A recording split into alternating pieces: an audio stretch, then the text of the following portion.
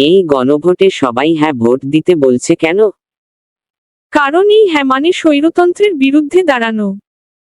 স্বৈরতন্ত্র আবার কিভাবে? 2024 সালের জুলাই আগস্টে মানুষ রাষ্ট্র সংস্কারের দাবি করেছিল। প্রধানমন্ত্রীর ক্ষমতা কি কমবে? হ্যাঁ, একজন 2 মেয়াদের বেশি প্রধানমন্ত্রী হতে পারবে না। সংসদে কি কোনো পরিবর্তন আসবে?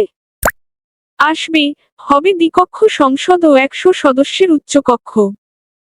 তাতে লাভ কি? ক্ষমতা বিকেন্দ্রীকরণ হবে, আইন হবে আরও জবাবদিহিমূলক।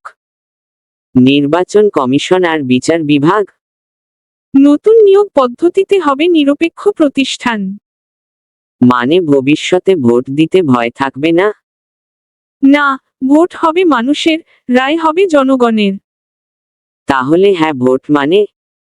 হ্যাঁ মানে স্বৈরাচার নয়, ন্যায্য বিচার আর নিরাপদ বাংলাদেশ। এই গণভোটে আমি হ্যাঁ ভোট দেব। আমিও হ্যাঁ ভোট দেব।